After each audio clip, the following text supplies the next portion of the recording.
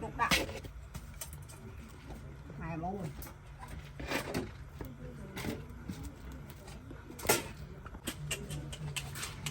háo á ta bài cháu bài lên tao đó chụp lại thùng tao được sơn tao đi hao cái mấy hao vậy mau đào mình đi lên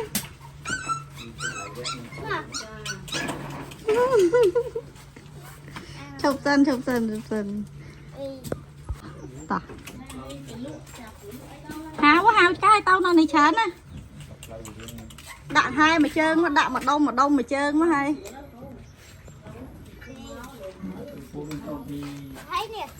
ô đạn thật đấy không nét đạn bể vậy đạn khom khai vậy đạn mau tê lên nét đạn một nét lấy giờ đạn kiên về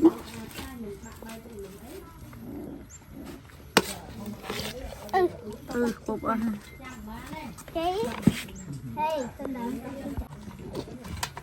nhanh lắm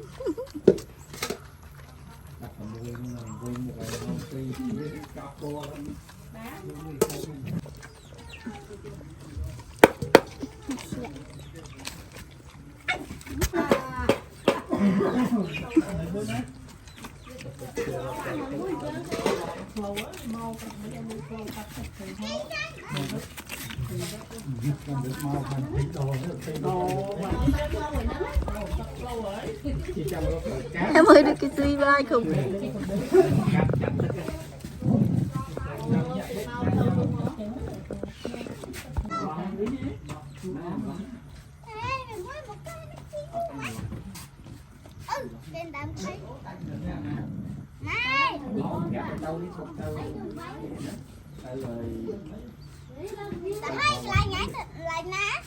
nè bộ tôi men ấy xí cao dùm đây tôi xí khá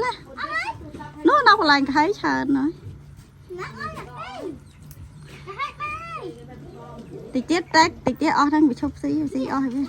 ở xí mai về con ấm á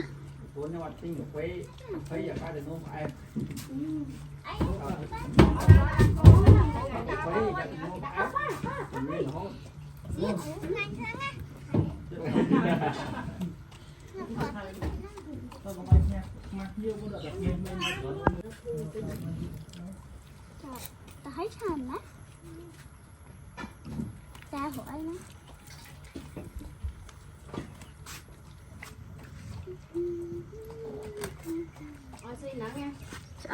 nó ngon đó rồi nhiều cam thì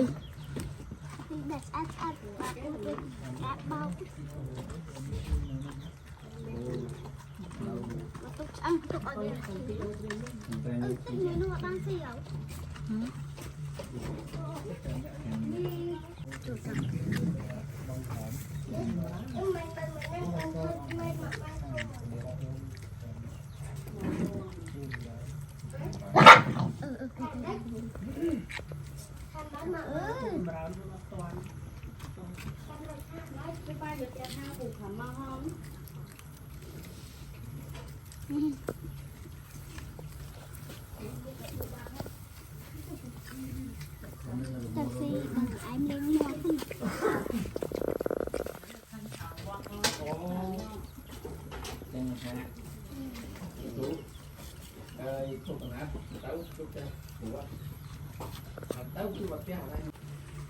ơi da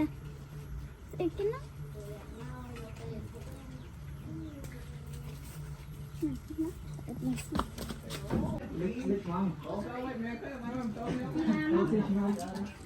lấy 3 ngày thẻn đấy. Cái mơ không mơ là tích là 2 mơ mê tới là 2.